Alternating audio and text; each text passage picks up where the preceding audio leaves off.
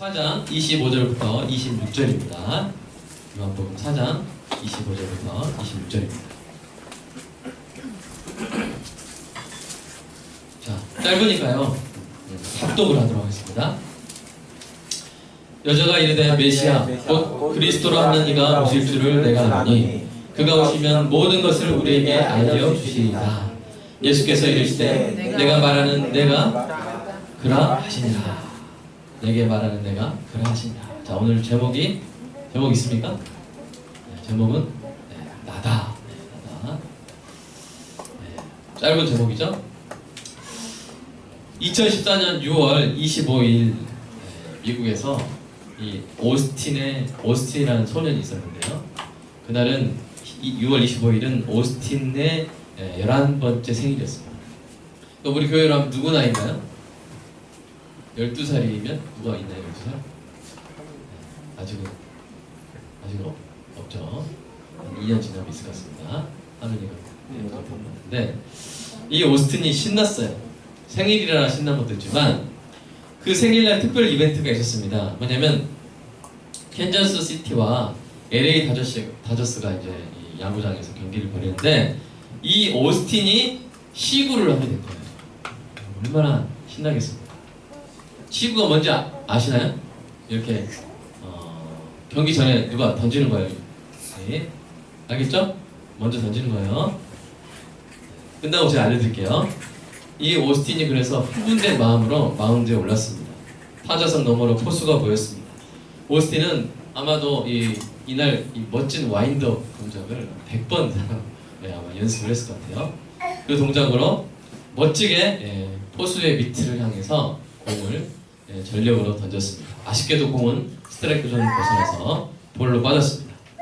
시구를 마친 순간 이 오스틴은 자신의 11번째 생일날의 최고의 순간이 이제 끝나간다고 생각했을지 모릅니다. 그러나 그것은 착각이었습니다. 오스틴이 던진 공을 준 포수가 일어나서 오스틴을 향해서 걸어오기 시작했습니다. 그 포수가 마스크를 벗는 순간 오스틴은 깜짝 놀랐습니다. 포수의 얼굴을 본 오스틴은 갑자기 투수 마운드에서 벗어나서 포수를 향해서 막 손살같이 달려가기 시작했습니다. 그 포수에게 달려들어서 안겼습니다. 왜 그랬을까요?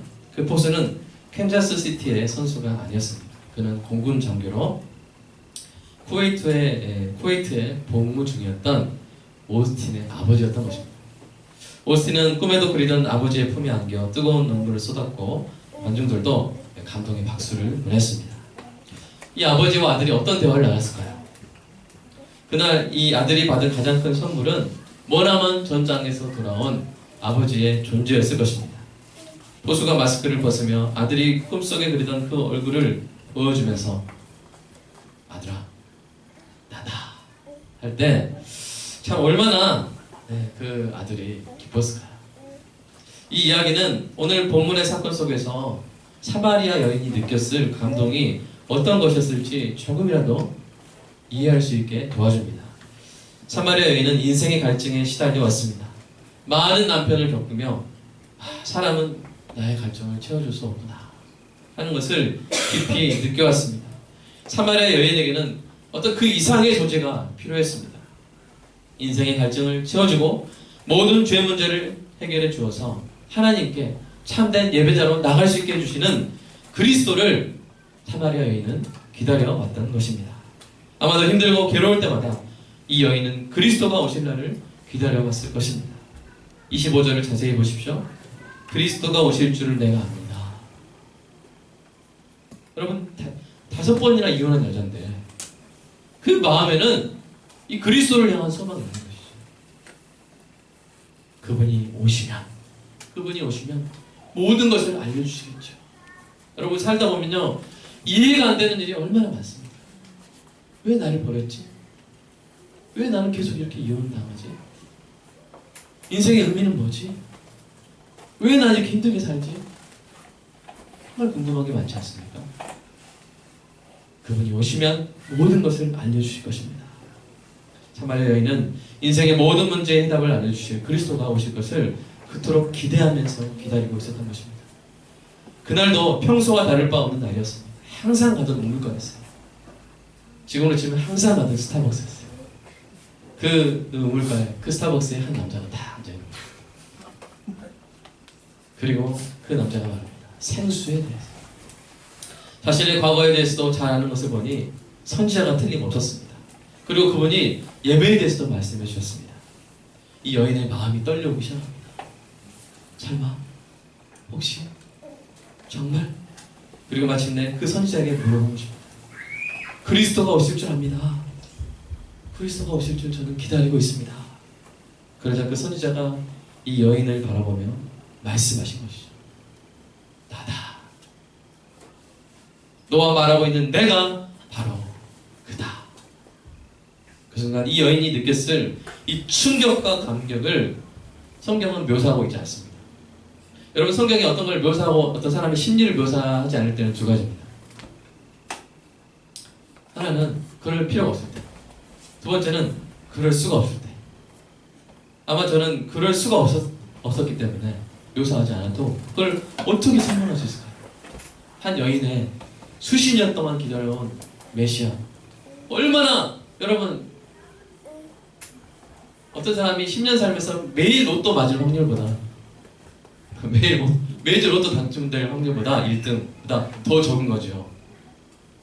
한 인간이 수십억의 인간들 중에 수만 개의 우물가 중에 수십 날, 수십 년 엄청난 시간 중에 갔는데 하나님의 아들을 만날 확률, 여러분, 1년 365일 번개 맞을 확률보다 더 적은 확률 아닙니까? 얼마나 놀랍겠습니까? 얼마나 놀랍겠습니까? 그래서 사도 요한은 그 순간을 직접적으로 표현하지 않고요, 그 순간 직후에 여인이 한 행동을 묘사함으로써 이 여인의 심리를, 그 충격과 감격을 묘사합니다. 자, 뭐라고 합니까?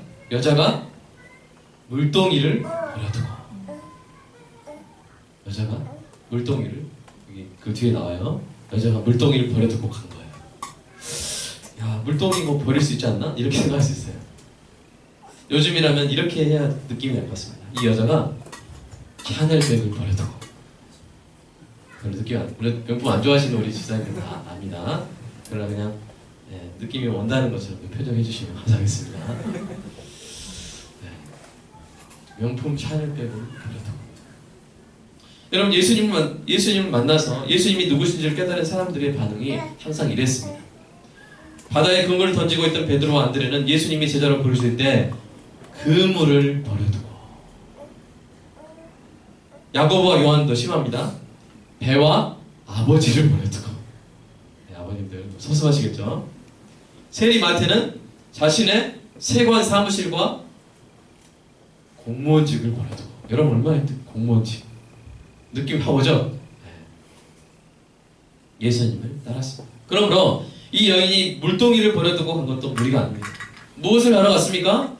자신이 꿈에도 그리던 그 그리스도를 만났다고 그 감격이 가득 차가지고 막 달려가는, 아마 울면서 달려갔을 것입니다. 그래서 마을 사람들한테, 여러분, 이 여인이 그동안 얼마나 부끄러웠어요. 부끄러운 삶을 살았잖아요. 남편이 5번 바뀌고 지금은 동거하는 남자니까 사람들한테 자기를 알린다거나 사람들 앞에 자신있게 말하면 맞겠습니까? 조용히 숨어 살아왔겠죠. 근데 이 사람, 지금 이 사마리아 여인이 그런 거 부끄러움 없는 거예요. 이는 그리스도가 아니냐? 얼마나 담대해졌는지 모르겠어요. 저 간절히 소원합니다. 우리 모두 이 담대함 있기를 소원합니다. 예수님 오셨습니다. 빛골과 함께 오세요! 이렇게 할 수 있는 저와 여러분 되기를 간절히 소원합니다. 때로는요, 한 사람의 세상을 가장 혁신적으로 변화시키는 말은 긴 문장이 아닙니다. 아주 짧은 한마디 말입니다.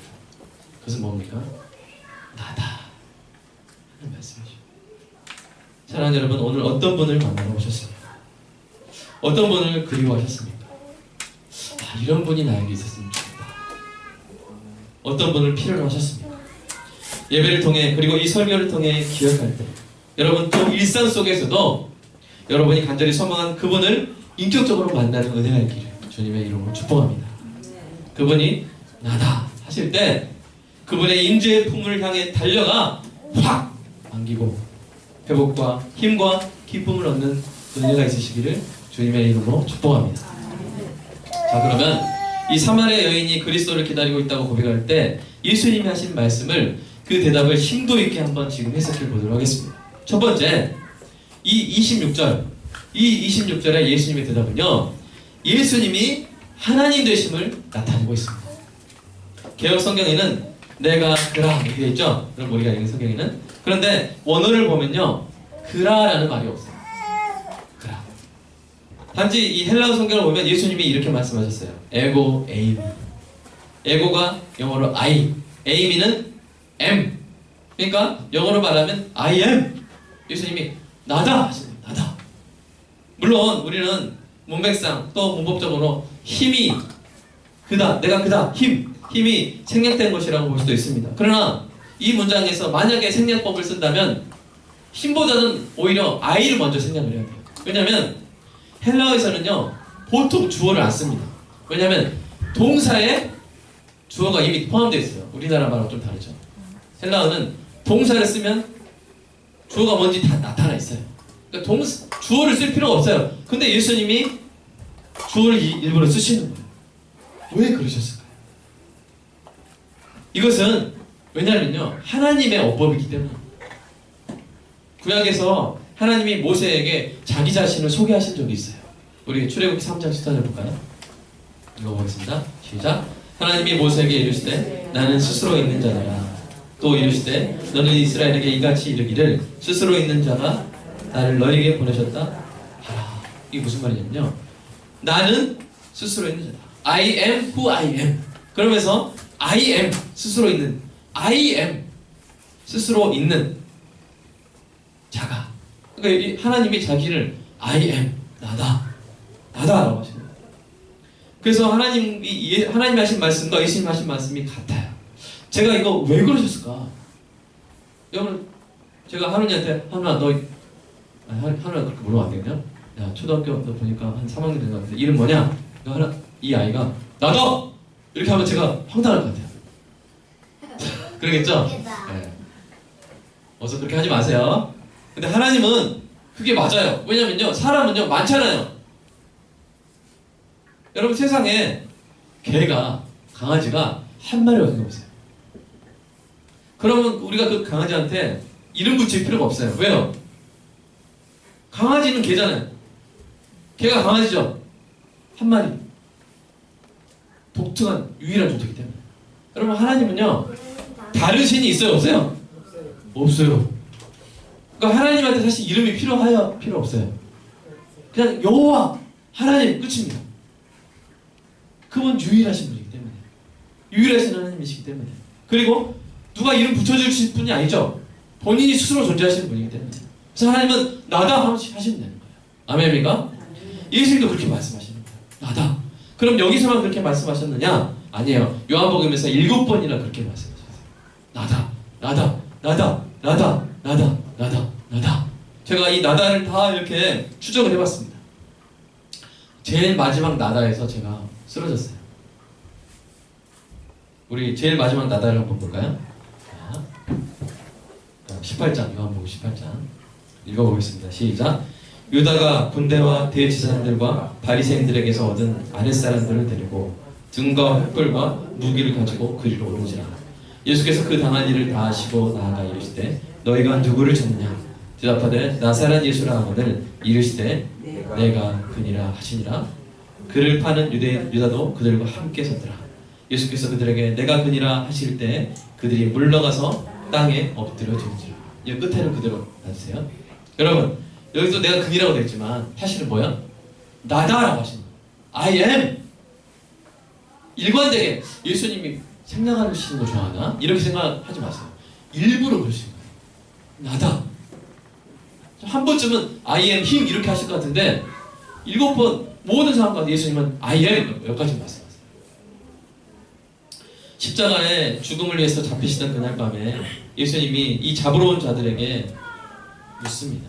너희는 누구를 찾느냐? 그러니까 그들이 나사렛 예수라 말합니다. 그러니까 예수님이 뭐라고 대답하신 거예요? 나다. 근데 이 나다라는 말은 물론 그래 내가 나다라는 예수다라는 의미도 있어요. 그러나 그것만 있는 게 아니에요. 이 나다라는 말은요 동시에 어떤 의미가 있는지 바로 이 구절에서 느낄 수가 있습니다. 예수님이 나다라고 하는 순간 일어난 일을 주목해 보시기 바랍니다. 예수님이 그들에게 나다 하실 때 어떤 일을 한다고요? 그들이 물러가서 땅에 엎드러지는지라. 저는 처음에 이거 읽으면서 뭔가 예수님이 위험이 있어가지고 이들에게 뭔가 이렇게 그래도 마지막 잡아가기 전에 유대인의 왕이니까 자기 좀 예의를 마지막으로 차리면서 이렇게 뒤로 가서 좀 절 한번 했나? 그렇게 생각을 했어요. 근데 원어를 보니까요 그게 아니에요. 강제적으로 뒤로 밀려난 거예요. 또 강한 바람이 확 불었거나 뒤에서 확 잡아챘듯이 뭔가가 확 끌어당겨서 그런 것처럼 뒤로 나동그라진 거예요. 그러니까 제가 다시 번역하려면 나동그라진 거예요. 나동그라진 거예요. 예수님이 나다 하시는데 사람들이 나동그라진 거예요. 예수님을 막 칼과 몽치와 이렇게 밧줄 가지고 잡으러 왔던 사람들이 나동그라진 거예요. 그리고 땅에 엎드려졌다. 이것은요 뭐냐면 땅에 떨어졌다. 펼치도 그라운드. 나동그라져서 땅에 떨어진 거예요. 여러분 어떤 장면을 생각해 보시면 되냐면 사자가 백수의 왕이 사자가 어흥 하니까 쥐새끼들이 깜짝 놀라서 나동그라져. 굴러갑니다 뒤로. 예수님이 나다라고 하실 때 예수님의 신성이 순간적으로 드러남으로써 감히 하나님의 아들을 죄인처럼 결박해서 잡아가려고 했던 피조물들이 뒤로 나동그라져서 땅에 떨어지게 된 것입니다. 저는 이 장면을 읽으면서 얼마나 울었는지 모릅니다. 예수님이 진정 자신의 신분에 맞는 힘에 1000억분의 1이라도 사용하셨다면 여러분 예수님이 그렇게 잡혀가셨을까요? 손도 못 댔죠. 그 수치 예수님이 당하셨을까요? 털끝도 못 건들죠.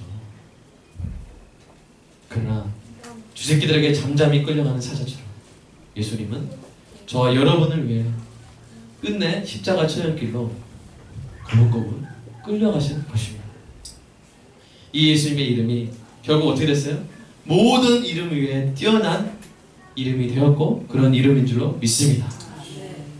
자, 우리 빌립보서 말씀 한번 선포해 보도록 하겠습니다. 시작. 이러므로 하나님이 그를 지극히 높여 모든 이름 위에 뛰어난 이름을 주사 하늘에 있는 자들과 땅에 있는 자들과 땅 아래에 있는 자들로 모든 무릎을 주 예수님의 이름에 꿇게 하시고. 아멘. 그래서 우리는 예수님 이름 앞에 꿇을 때요, 와 무섭다, 와 예수님 세다, 센 사람 앞에 우리 무릎 꿇어야 돼, 이런 마음이 아닙니다. 여러분 그런 마음입니까? 그런 마음 아니에요. 우리가 예수님 앞에 무릎 꿇을 때는요 너무 사랑해서, 사랑할 수밖에 없어요. 감사하는 마음 무릎을 꿇게 되는 것이죠. 바로 이런 것입니다. 나다, 하나님이신 줄로 믿습니다. 둘째로 이 26절의 예수님의 대답은 예수님이 메시아라는 걸 말하고 있습니다. 하나님이시기 때문에 메시아로 이 땅에 오신 것입니다. 메시아는 뭐냐면요, 여러분 많이 말을 들어봤죠? 메시아가 메야 이렇게 하면서 공유할 수 있습니다. 메시아는 뭐냐면요, 어떤 특별한 인물을 위해서 기름 부음 받은 자를 의미합니다. 구약에서 기름 부음 받은 자들이 있었어요. 주로 왕, 선지자, 제사장의 기름 부음을 받았습니다. 그 각각 독특한 직무를 위해서 기름 부음을 받았습니다. 그런데 이 예수님 어떤 분이시냐면요, 왕이면서 제사장이면서 선지자, 이 세 가지 직분이 통합된 분으로 기름 부음을 받으신 분이에요. 아멘입니까? 그 예수님이 그 메시아로 이 땅에 오셨다는 것입니다. 여러분 예수님이 메시아이신 줄로 믿습니까? 아멘. 그래서 성경에는 예수님이 이 메시아라는 증거가 가득합니다. 그런데 그 중에서도 우리가 잘 안 살펴보는 이 증거가 있어서 제가 여러분 한번 오늘 좀 나눠보도록 하겠습니다. 한 장 따로 나눠드린 거 있죠? 혹시 못 받으신 분 뒤에 있는데요. 이 족보가 있습니다. 여러분 족보를 보십시오. 자, 우리가 이 신약에도 족보가 있습니다. 신약에 족보가 있는데요, 첫 번째는 마태복음의 족보가 있습니다. 한번 펼쳐보십시오. 마태복음 1장. 마태복음의 족보가 있죠? 마태복음의 족보가 나옵니다. 그 다음에 마태복음에만 있는 줄 알았더니 또 어디 있습니까? 누가복음에도 있어요. 누가복음 3장도 펼쳐보죠. 그래서 손으로 어떤 뭘 개켜놓고 한번 왔다 갔다 하면서 보겠습니다. 누가복음 3장에도 있어요.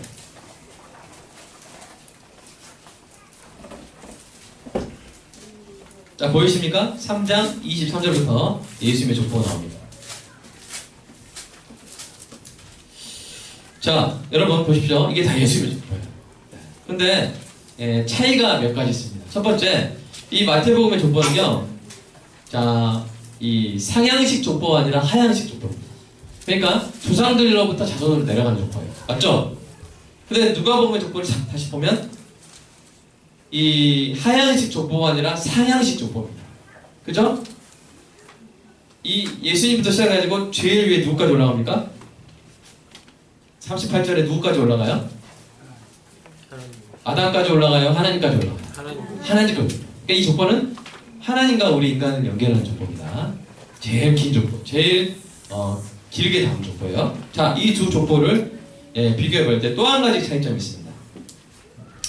자, 뭐냐면 바로 자, 마태복음 1장 16절 보시면 예수님의 양아버지가 나오죠? 친아버지 아닙니다. 요셉은. 여러분, 요셉이 예수님의 친아버지라 하면 이단 되는 겁니다. 알겠죠? 친아버지가 아니라 양아버지인데 16절 보시면 이 요셉의 아버지가 누굽니까? 요셉의 아버지가 누굽니까? 야곱이죠? 자, 예수님의 양아버지 요셉의 아버지가 누굽니까?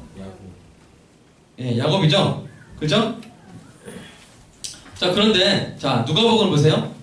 누가복음 23절 보시면 자, 예수님이 요셉의 아들이니 이렇게 됐지만 이것은 양자입니다. 양자를 말합니다. 알겠죠? 자, 그런데 그 요셉의 위가 누구예요? 야곱. 마태복음은 야곱이라고 했죠? 네. 누가복음 뭐라고 하고 있어요? 우리 아이들이 좋아하는 헨리죠, 헨리. 헨리. 그럼 어떻게 된 거죠? 왜 마태복음의 족보에서는 예수님의 양아버지 요셉의 아버지가 야곱이라고 그러고 왜 누가복음에서는 헨리라고 할까요? 여러분, 우리는요 이단들보다 성경을 더 잘 알아야 됩니다. 왜냐면 이단들이 더 성경을 잘 알아가지고 우리를 미혹할 수 있기 때문이에요.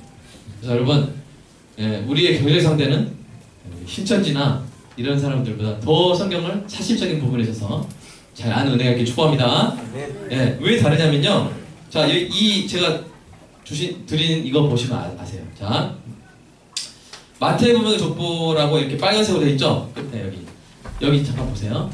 여기 마태복음 족보로 되어 있죠? 여기. 그다음에 여기 누가복음 족보로 되어 있죠? 족보의 길이가 다릅니다. 그 마태복음에서는 자, 예수님의 양아버지 계열로 올라간 거예요. 그죠? 여러분, 자, 여기 한원희 학생 있습니다. 한원희 학생의 할아버지가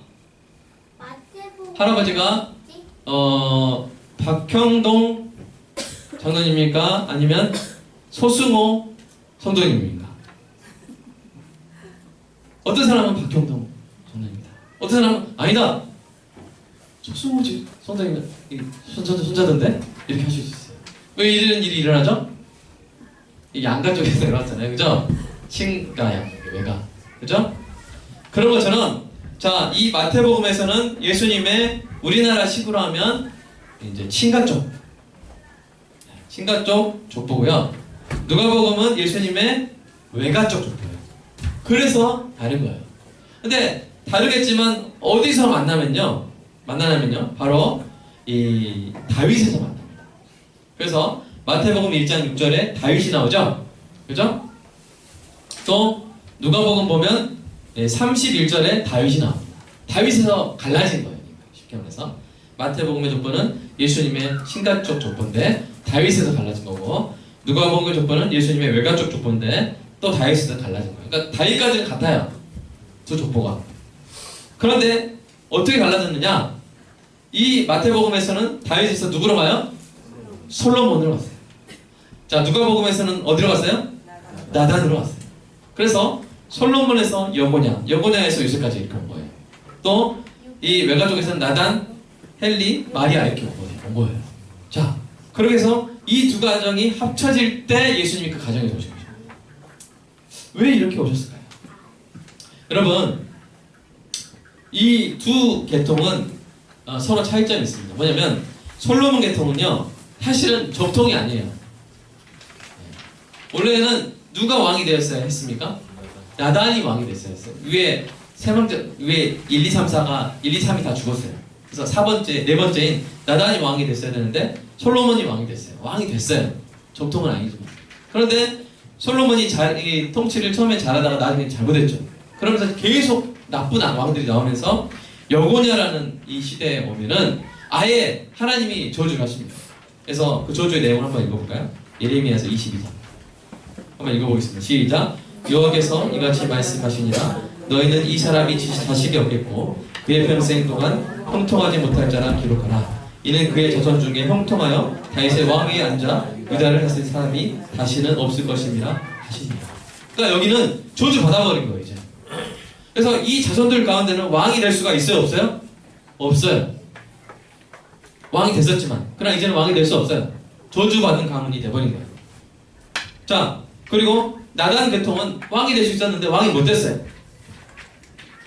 자, 이 두 기묘한 이 두 줄기가 합쳐질 때 그 가문에서 예수님이 오신 것입니다. 왜 그랬을까요? 그 이유가 뭐냐면요, 우리 로마서 8장 29절 한번 읽어볼까요? 시작. 하나님이 미리 아신 자들을 또한 그 아들의 형상을 본받게 하기 위하여 미리 정하셨으니 이는 그로 많은 형제 중에서 맏아들이 되게 하려 하십니다. 자, 이게 무슨 말이냐면요, 여러분, 원래 저와 여러분은 왕의 직분을 받은 존재입니다. 하나님이 천지를 창조하고 누구 보고 다스리라고 했어요? 원수 타입. 1번 원숭이한테 다스리겠습니다. 2번 돼지한테 다스리겠습니다. 3번 사람한테 다스리겠습니다. 아담한테. 왕이에요, 왕. 만왕의 왕 대신 하나님의 어리석은 신하로서의 왕이에요. 그러니까 우리는 하나님의 명령을 이 땅에서 순종하는 왕이에요. 근데 왕의 제일 처음에는 순종해서 다스려야 되는데 순종을 안 해버린 거예요, 아담이. 그래서 왕이 못 된 거예요, 그 후로부터는. 그런데 예수님이 오셔서 하신 일이 뭐냐면 이제 우리를 다시 왕되게 하신 것입니다. 아멘입니까? 다시 우리를 왕되게 하신 것에서 오셨어요. 근데 여러분, 솔로몬 그 밑에 가게에 저주 받아버렸잖아요. 왕 못 된다고. 그렇죠? 그래서 예수님이 어떻게 하신 거냐면 원래 적통이었던 나단의 줄기에 해당하는 마리아에게 성령으로 잉태되셔가지고 입양이 된 거예요. 양자가 된 거예요, 양자가. 그래서 이 원래 요셉의 자녀들은 왕이 될 수가 없어요. 그러나 저주 받았기 때문에. 그러나 예수님이 양자로 맏아들로 들어가셔서 왕이 되심으로 말미암아 로마서 말씀처럼 그 맏아들의 형상을 본받을 수 있게 된 그 나머지 모든 자녀들 누굽니까? 바로 저와 여러분. 요셉의 이 자녀들은 누구를 상징하냐면 바로 예수님 때문에. 여러분, 그래서 이 로마서 8장 29절에 근거하면 우리가 예수님을 이렇게 볼 수가 있습니다. 네. 오빠, 이렇게 볼 수 있어요. 우리 자매 성도님들, 우리 예수님한테 한번 오빠라고 불러보겠습니다. 시작. 오빠. 네. 그랬어. 이 로마서 성경의 근거 어디 있을까? 그러면 로마서 8장 29절이죠. 맏오빠, 맏아들이 되게 하셨어요. 그래서 우리가 왕 되신 예수님을 본받는 거니까 우리가 뭐가 되는 거예요? 우리도 왕이 되는 거예요. 그 저주가 끊어지고 예수님으로 인해서 왕이 되는. 실제로 요셉의 아들들 가운데 예수님을 정말 닮은 사람이 있었어요. 누구예요? 야곱. 그래서 여러분, 예수님의 12제자 중에 누가 제일 먼저 순교했습니까? 야고보가. 제일 마지막은 요한이었죠. 그 야고보가 빨리 죽어버리니까 사람들이 그 다음에 그 자리를 누가 채웠냐면 예수님의 동생 야고보가 채운 거예요. 그래서 사람들이 깜짝 놀라는 게 너무 닮아가지고 예수님이 말씀하시는 것 같아요. 아마 그랬을 때. 근데 그 야고보가 마침내 이제 성경도 써도. 사랑하는 여러분, 우리는 왕이 될 수 없었는데 근데 예수님이 우리 집안에 맏아들로 오셔서 우리가 왕이 된 줄로 믿습니다. 그것이 바로 메시아의 역할입니다. 이 다윗의 왕의 이 계열에 이렇게 의미심장하게 오셨기 때문에. 그래서 마태와 누가가 서로 막 회의를 했는지 모르겠어요. 우리 이렇게 서로 일부러 다르게 해가지고 이게 딱 맞춰진 거, 이게 메시아 증거다. 그런지 모르겠어요. 그러나 하나님은 다 계획하셨겠죠? 네. 그리고 이것을 보면 야, 그러니까 다른 메시아가 나올 수 있어 없어? 없는 거예요. 앞으로 족보 보실 때는 좀 주무지만 마시고 이런 거 보시면서 족보 통해서도 은혜 받으시기 바랍니다. 자, 그래서 예수님 오셔서 마다들을 오셔서 그 마다들 회상을 본받게 하게 하셨기 때문에 이제 하늘교회 성도들, 우리도 하늘교회 성도입니다. 자, 이렇게 찬송한다고 계시록에 나와 있어요. 계시록 5장 함께 우리가 읽어보겠습니다. 시작. 그들이 새 노래를 불러 이르되 두루마리를 가지시고 그 인공을 떼기에 합당하시도다. 일찍이 죽임을 당하사 각 족속과 방언과 백성과 나라 가운데서 사람들을 피로 사서 하나님께 드리시고 그들로 우리 하나님 앞에서 나라와 제사장들을 삼으셨으니 그들이 땅에서 왕노릇 하리로다. 이 나라라는 말 하니까 약간 이 느낌이 잘 안 와서 원어로 보면 킹스, 왕들이에요. 우리를 뭘로 삼으셨다고요? 왕으로 삼으셨다. 누가요? 누가요? 여기 나온 이 일찍 죽임을 당하신 이분이 누구예요? 예수님. 예수님이 우리를 왕으로 삼으셨다고 하늘교회 성도들이 노래하고 있는 것입니다. 그러니까 예수님 말고는 메시아가 있을 수 있어요? 없어요? 없어요. 없어요. 확실한 증거를 족보를 통해서도 이렇게 확증하고 있는 것을 여러분 알고 있기 때문에 어느 누구와 사실 내가 메시아다 이렇게 했을 때 속아 넘어가지 마시길 축복합니다. 자, 이 예수님이 하나님이시고 메시아이기 때문에 예수님은요 우리에게 필요한 그 어떤 존재도 되어주실 수가 있습니다. 사랑하는 여러분, 그래서 예수님이 이 땅에 오셔서 그렇게 자기소개를 다양하게 하셨어요. 7가지로 다양하게 하셨어요. 7가지로. 첫 번째, 진정으로 굶주린 자들에게 예수님이 이렇게 말씀하셨습니다. 한번 읽어볼까요? 시작. 예수께서 이르시되 나는 생명의 떡이니 내게 오는 자는 결코 줄이지 아니할 터니요 나를 믿는 자는 영원히 목마르지 아니하리라. 떡은 떡인데 목 막히는 그 떡이 아니라 아마 촉촉한 떡인 것 같아요. 이 떡을 먹으면 줄이지도 않고 목마르지 않아. 근데 그 떡이 누구시다? 나다. 저라고 하는 게 아니라 예수님이 나다. 우리 그럴 때 있잖아요. 치킨 시켜 먹고 야식, 피자 시켜 먹고 해도 허기질 때가 있죠. 허기질 때. 인생이 허기질 때. 그죠? 예수님이 우리를 채워주신 줄 믿습니다. 또 뭐라고 말씀하시냐면요. 이 어떤 여자가 간염죄를 지어가지고 사람들이 돌로 쳐주기로 하는데 예수님이 그 여자를 구해주시죠. 너희 중에 죄 없는 자가 먼저 돌로 치라 하면서 그 여자를 용서해 주시면서 그럼 마냥 용서만 해주는 게 아니라 그 여자를 빛의 길로 인도하시면서 예수님 하신 말씀 한번 읽어볼까요? 시작. 예수께서 또 말씀하여 이르시되 나는 세상의 빛이니 나를 따르는 자는 어둠에 다니지 아니하고 생명의 빛을 얻으리라. 아멘. 예수님은 생명의 빛이 되시는 분인 줄로 믿습니다. 자, 그리고 인생의 거짓된 문들의 낙심에서 참된 문을, 이 생명의 문, 꼴을 얻는 문, 양들에게 있어서 그 문을 찾는 자들에게 예수님이 이렇게 말씀하십니다. 시작. 그러므로 예수께서 다시 이르시되 내가 진실로 진실로 너에게 이르노니 나는 양의 문이라. 양의 문이라. 옛날에 목자들이 이 양을 도둑과 맹수의 위협으로 어떻게 지키냐면요. 돌담을 쌓아요. 둥그렇게. 뭐 취향에 따라서 네모나게 쌓아도 됩니다. 그래서 쌓고 그 한 입구를 튀어나요. 근데 그 돌담 쌓는데 어떻게 문을 달겠어요? 그러니까 자기가 문이 돼서 거기 걸터 앉아 있어요. 밤새도록. 그러니까 거기 앉아 있으면 양이 어디를 가는지 자기가 알 수 있죠. 입구를 틀어 막고 있으니까. 그래서 목자는 자기가 문인 거예요. 그래서 양들이 목자라는 문을 통과하면 안전할 수 있죠. 생명을 얻을 수 있죠. 또 목자들이 양을 세면서 푸른 초장으로 인도하잖아요. 네. 그래서 요한복음 10장 9절에 들어오며 나가면 꼴을 얻으리라. 그게 양입니다. 예수님 통해서 들어오고 나가는 저와 여러분이 꼴을 먹고 있지 않습니까? 지금도 열심히 먹고 있지 않습니까? 네. 예수님이 양의 문이시라는 것이죠. 또 사꾼과 도둑들에게 시달린 영혼들에게 예수님이 말씀하십니다. 읽어볼까요? 시작. 나는 선한 목자야. 선한 목자는 아멘. 여러분 지금 이 나라 지도자들 가운데 정말 양들을 위한 선한 목자가 참 지금도 많지만 더 많았으면 좋겠습니다. 아멘. 네, 그렇게 해서 예수님이 그런데 예수님만큼 선한 목자가 없죠. 자기 목숨을 버려 양을 구하셨잖아요. 나는 선한 목자라. 또 예수님이 죽음에 의해 가족을 잃고 슬퍼하는 사람들에게는 또 이렇게 말씀하셨습니다. 시작.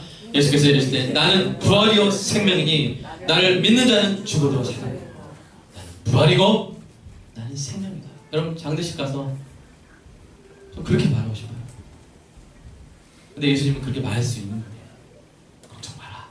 예수님, 내가 부활이다. 내가 생명이다. 마르다, 마리아가 그렇게 펑펑 우는데 힘들지. 시간이 약이다. 이 또한 지나가리라. 이렇게 말씀하신 게 아니에요. 왜 나를 못 믿냐? 나는 부활이고 나는 생명이다. 그리고 나사로 살려버리잖아요. 아멘? 예수님 이런 분. 죽음까지도 이기신 분. 아멘? 네. 자, 또 천국에 가는 길이 어딘지 찾는 사람들에게 이렇게 말씀하십니다. 요한복음 14장 시작. 예수께서 이르시되 내가 곧 길이요 진리요 생명이니 나를 말미암지 않고는 아버지께로 올 자가 없느니라. 누가 이렇게 말할 수 있을까요? 여러분 저 사는 대로만 사십시오. 그럼 제가 길입니다. 그럼 누가 이렇게 말할 수 있을까요? 자신 있게. 둘 중에 하나입니다. 네, 정말로 그 길이든지 아니면 거짓길 이단들이 그래서 돈 빼먹으려고 이렇게 인생 우려 빼려고 거짓길. 그러나 예수님은 찾는 길이시죠. 그죠? 자, 마지막으로 열매 맺는 삶을 살기 원하는 성도들에게 이렇게 말씀하십니다. 시작. 나는 참 포도나무요 내 아버지는 농부라. 나는 포도나무요 너희는 가지라. 그가 내 안에 내가 그 안에 거하면 사람이 열매를 많이 맺나니 나를 떠나서는 너희가 아무것도 할 수 없습니다. 예수님 안에 거하기만 하면 열매를 맺는다는 거예요. 아멘입니까? 이 얼마나 놀라운 은혜입니까? 사랑하는 여러분, 이뿐만 아니라 우리에게 정말 절실한 필요한 존재, 정말 우리에게 정말 하나님 보시기에도 필요한 존재가 있다면 예수님이 그 존재가 되어주실 줄로 믿습니다. 여러분 재정 전문가가 필요합니까? 예수님 저 재정 전문가 필요합니다. 절실히 기다리고 있어요. 한번 예수님 말씀하실 거예요. 나다. 예수님은 다 가지신 거예요. 아멘입니까? 예수님은 이런 식으로 야 너 지칠 줄여. 야 너 그만 먹어. 그래야 나중에 너 할지. 이런 식으로 하는 게 아니라 먹어라 먹어. 내가 나중에 또 채워줄게. 아멘? 그럼 물론 아멘 안 하시네. 네. 마음껏 구제해라. 교회 빚걸 원할게. 뭐 성도 적어도 마음껏 구제해라 이렇게 하시지. 야 빚걸 원할게 너. 야 네가 지금 구제할 때야? 야 그 지출을 줄여야 늘지. 그러세요. 빚 먼저 가. 이렇게 합니다. 이렇게. 예수님 그러신 말. 예수님 재정 이 조언을 아주 통쾌하게 하십니다. 야 써. 야 내가 쓰라고 한데 써. 다 써. 내가 채워줄게. 아멘? 아멘. 예수님 이런 식으로 하시죠. 예수님 변호사가 필요합니다. 예수님 뭐라고 하세요? 아, 나 법은 잘 모르는데. 이렇게 하세요? 나다. 야 죽을 죄인도 내가 의롭게 만들었다. 나만은 변호사 어디냐? 나 믿어라. 아멘. 내가 너의 인생이 복된 인생이라고. 스데반 죽을 때 예수님이 성경에서요 예수님 다 앉아 계시다고 표현하는데 스데반이 죄인으로 돌 맞아 죽을 때 예수님이 어떻게 앉아 계셔서 서 계셨어요? 서 계셨어요. 왜요? 예수님 우리 배우자입니다. 스데반의 인생 헛되지 않다. 스데반의 인생 스데반 죄인 아니다. 스데반 정말 복음 전했다. 예수님이 벌써 서가지고 성경에서 2번 나옵니다. 사랑하는 여러분, 우리 인생이 복되다, 가치 있다, 의롭다. 누가 변해주세요? 예수님 변해주세요. 사랑하는 여러분, 의사가 필요하십니까? 나다. 여러분 예수님요 옷자루랑 스치면 나와버려요. 아멘입니까? 그리고요 예수님 의사는요 증상이 나와야 고쳐요. 예수님은요 증상 안 나와도요 증상이 안 나오는 병의 원인을 고쳐버려요. 금요일날 특별히 금요일 오시기 바랍니다. 예수님 지져버려요. 치료해 가서 지시고. 우리 몰라요. 짤 필요도 없고 꼬맬 필요도 없고 얼마나 좋습니까? 그죠? 여러분 보디가드 필요하십니까? 예수님 이렇게 말씀하셨어요. 읽어보겠습니다. 요한복음 10장 28절. 시작. 내가 너에게 영생을 주노니 영원히 멸망치 아니할 터이요 또 저희를 내 손에서 빼앗을 자가 없어. 예수님 한번 딱 잡고 있잖아요. 빼앗을 수가 없어요. IS도 빼앗을 수가 없어요. 혹시 죽을 수도 있어요. 그러나 영원한 생명, 부활체가 있어요. 이 예수님이 보디가드 되어주신 줄 믿습니다. 여러분 건축가가 필요합니까? 나중에 살 좀 멋진 집 지어줬으면 좋겠다. 예수님 어떤 분이신지 볼까요? 시작. 가서 너희를 위하여 추소를 예비하면 내가 다시 와서 너희를 내게로 영접하여 나 있는 곳에 너희도 붙게. 예수님은요 원래가 목수셨어요. 근데 나무로 집을 지으실 뿐만 아니라 하늘에다가 하늘 재료로 하늘집을 지어놨어요. 아멘입니까? 예수님 집 못 지으신 것 같아요? 예수님 이 청년의 20살부터 30살까지 10년 동안 목수셨어요. 건축하셨어요. 근데 그 집에 가면요 죽질 않아요. 여러분 아마 그런 집이 지구상에 그런 집 있으면요 얼마에 팔릴까요? 지금도 여러분 사람들이 편백나무 숲에 살려고 얼마나 그렇게 땅 사고 거기다 집 짓습니까? 오래 살려고 건강하게 살려고. 예수님 지은 집 살면요 영원히 살아요. 병이 없어요. 그런 집 예수님만 지을 수 있습니다. 그러니까 우리한테 있는 건축가가 얼마나 놀라운 유일하신 최고의 건축가 되십니까? 나다! 라고 하실만 하죠? 아멘입니까? 여러분 상담가 필요합니까? 여러분 말씀 한번 읽어봅시다. 시작. 가라사대 너희를 위로하는 자는 나연을 너는 어떤 자에게 죽을 사람을 주고 두려워하며 풀같이 될 자를 두려워한다. 하나님이잖아요. 하나님 예수님 하나님이시죠. 누가 우리를 위로하세요? 하나님이 위로하시는데 여전히 두려워하고 있고 이거는 말이 안 됩니다. 하나님이 위로하시는 거예요. 여러분 친구가 필요합니까? 자 요한복음 15장 말씀 시작. 너희가 나의 명하는 대로 행하면 나의 친구라. 그 명하는 대로 뭐예요? 믿으면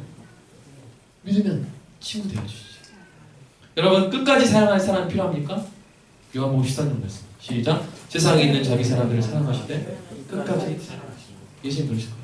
예수님 저는요 정말 살다 보니까 이렇게 헤어지고 저렇게 헤어지고 이렇게 채이고 너무 힘들었어요. 예수님 제발 저한테 끝까지 사랑하세요. 있으면 좋겠어요. 내가 너 옆에 지금까지 계속 있는데 내가 널 끝까지 사랑하는데 왜 날 안 보냐? 예수님 그러실 거예요. 내 안에 너 있다? 이렇게 했을 것 같아요. 사랑하는 여러분, 이가 아픈 어린 여자아이가 있었습니다. 이 여자아이가 치료를 위해서 네이버를 검색하고 친구들한테 막 물어보고 치과 치료에 대한 전문적인 지식을 이제 찾아봤어요. 이 문제에 대해서 고민하고 이제 아빠를 찾아가서 상담을 합니다. 아빠, 제가 이가 아픈데 어떻게 해야 되죠? 나중에 치열 교정할 때도 돈이 많이 들 텐데 이 의사 잘못 만나면 엄청 비싸게 한대요. 아빠, 좋은 의사 있으면 좀 소개 좀 시켜주세요.